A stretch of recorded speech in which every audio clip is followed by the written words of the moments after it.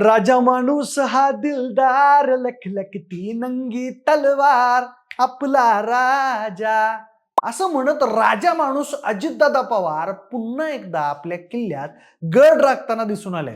पुण्यातल्या एकूण 17 नगर परिषदांपैकी तब्बल 10 जागांवर अजितदादांनी आपलं एक हाती वर्चस्व गाजवत पुन्हा एकदा सत्ता काबीज केल्याचं दिसत आहे. आणि इथले किंग मेकर आपणच आहोत हे सिद्ध केलंय. 4 नोव्हेंबर 2025 ला निवडणूक आयोगानं नगर परिषद निवडणुकीची घोषणा केल्यानंतर लागलीच सगळ्या महाराष्ट्रभर बिगुलाचा आवाज घुमताना आपल्याला दिसू लागला. सगळ्यांनी निवडणूक काळात रान पेटवलं, पण दादा मात्र जास्त लोड घेत नव्हते. फक्त लोकांच्या गाठी बेटी घेत पुणे पिंजून काढत होते. याचा परिणाम असा झाला की पुण्यातल्या नगर परिषदांवर दादांनी एक हाती सत्ता आणून आपलं वजन पुन्हा एकदा सेट केलंय. पण दादांनी हे सगळं कसं काय साध्य केलं असा प्रश्न मात्र सध्या अनेकांना पडलेला आहे. म्हणूनच मग पुण्यातल्या या 10 नगर परिषदांवर दादांनी कशी बाजी मारली आणि दादा पुण्यातले किंग मेकर कसे ठरले हेच जाणून घेणारा हा व्हिडिओ. नमस्कार, मी प्रथमेश आणि तुम्हाला तर माहिती आहे आपला विषयच भारी. मंडळी, गावोगावी नगर परिषदेवर निवडणुकीची रणधुमाळी सुरू असल्यापासून अजितदादा नावाचं वादळ पुण्यात स्थिर राहत नव्हतं.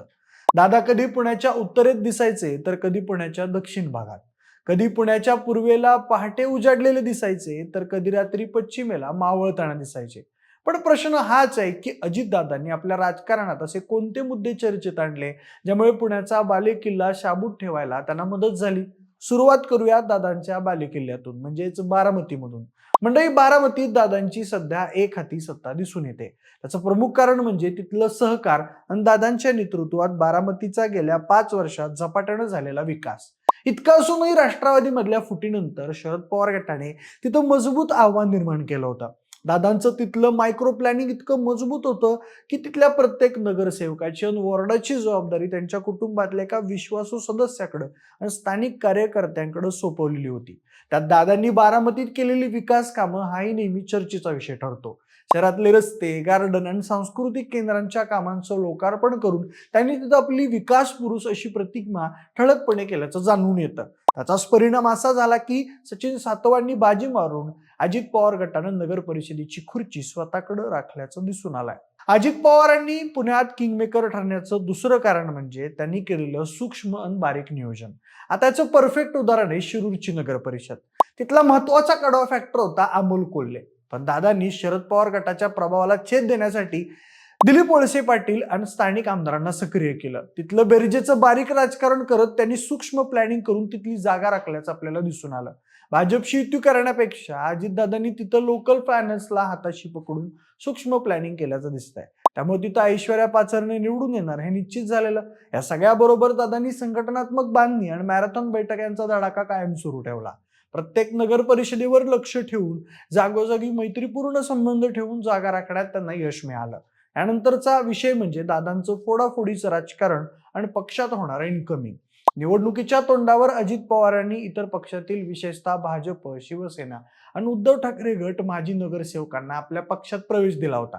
जे उमेदवार निवडून येण्याची क्षमता ठेवतात, त्यांच्यात जी ताकद असू शकते, त्यांना पक्षात स्थान देऊन आपली ताकद वाढवण्यावर त्यांनी भर दिला. त्यामुळे पुण्यात दादा आपलं वर्चस्व राखताना दिसून येतात. नंतर बघा मंडळी, दादांचा विकासाचा अजेंडा आणि नगर परिषदेच्या निवडणुकीत लोकांसमोर ठेवलेला जाहीरनामा. नगर परिषदेच्या तोंडावर तिथले स्थानिक मुद्दे जसं की भोर आणि उरुळी फुरसुंगी सारख्या भागातल्या पायाभूत सुविधा, पाणी प्रश्न अशा मुद्द्यांना केंद्रस्थानी ठेवून नगर परिषद प्रचारावर त्यांनी लक्ष ठेवलं. यासाठी त्यांनी स्वतंत्र समिती देखील आखली आणि त्या व्हिजन डॉक्युमेंट मधून भविष्यातल्या कामांचं स्वरूप लोकांसमोर मांडलं. त्यानंतर त्यांनी पर्यटन विकासाच्या मुद्द्याखाली लोणावळ्यासाठी विशेष पर्यटन निधी मंजूर करून तिथल्या व्यापाऱ्यांची आणि स्थानिकांची मनं जिंकण्याचा डाव आखला. तो यशस्वी करण्यात त्यांचं मोठं योगदान म्हणावं लागेल. पुण्याचे पालकमंत्री असलेले अजितदादा राज्याच्या कामकाजाबरोबर ग्राउंड लेवलवर सुद्धा वर्किंग करताना दिसत होते. त्यासोबतच त्यांच्यावर होणारे घोटाळ्यांचे आरोप हा सुद्धा कुठेतरी मारक ठरला असं दिसत होतं. पण जसं की पार्थ पवारांसोबत जोडलं गेलेलं जमीन घोटाळा प्रकरण.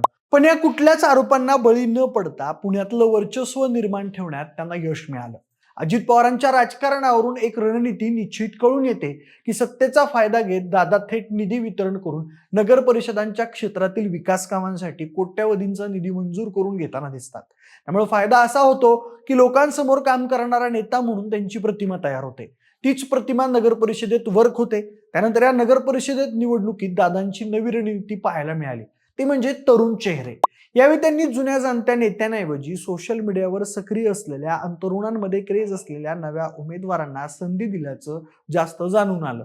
बाकी अंतर्गत पक्षातील बंडखोरी रोखून राष्ट्रवादी गटाची ताकद वाढवताना दादा दिसलेच आणि त्याच ताकदीच्या जोरावर अजितदादा किंग मेकर ठरलेत हे नक्की आहे. अजित पवारांच्या वादळाचा गुलाल बारामती नगर परिषदेतून नगराध्यक्ष सचिन सातव, त्यानंतर भोर नगर परिषदेतून रामचंद्र आवारे, जेजुरी नगर परिषदेतून जयदीप बारभाई, त्याचबरोबर माळेगाव नगर परिषदेतून सुयोग सातपुते, पुण्याच्या पूर्वेकडून उरुळी फुरसुंगी येथून संतोष सरोदे नगराध्यक्ष होताना दिसले. त्यानंतर सासवडमधून आनंदी काकी जगताप, इंदापुरातून भरत शहा, दौंडमधून दुर्गादेवी जगदाळे, शिरूर इथून ऐश्वर्या पाचरणे, तर वडगाव मावळातून अबोली ढोरे नगराध्यक्ष झाल्या. तर पर्यटनासारख्या मुद्द्याला आणि व्यावसायिकांना हाताशी पकडून लोणावळ्यातल्या नगर परिषदेवर राजेंद्र सोनवणे यांनी नगराध्यक्ष पदाचा विजयी झेंडा फडकवला. अशा तब्बल 17 पैकी 10 जागांवर मात करत दादा हुकमी किंगमेकर ठरले. पण आता याच किंगमेकर समोर पुढचं आव्हान उभं असणार आहे ते म्हणजे महानगरपालिका निवडणुकांचं. पुढच्या महिन्यात ही निवडणूक जाहीर झाली असून पुण्याचे पालकमंत्री असलेले दादा महानगरपालिकेसाठी कोणती नवी बांधणी आखणार हा प्रश्न सुद्धा आता अनेकांसमोर उभा राहिला आहे. यावेळी मित्रपक्षांची जागा वाटपाची नाराजी सांभाळणे की अंतर्गत बंडखोरीला शह देणे यावर रहस्यमय नाट्य रंगणार हे मात्र नक्की आहे. बाकी दादांनी पुण्यात हवा केली हे नक्की आहे. निवडणूक निकालांमधून तर ते दिसतच आहे. दादांच्या कामगिरीबद्दल तुम्हाला काय वाटतं आम्हाला कमेंट बॉक्समध्ये नक्की सांगा. सोबतच आपल्या विशेष भारीच्या YouTube चॅनलला सबस्क्राईब करायला अजिबात विसरू नका. धन्यवाद.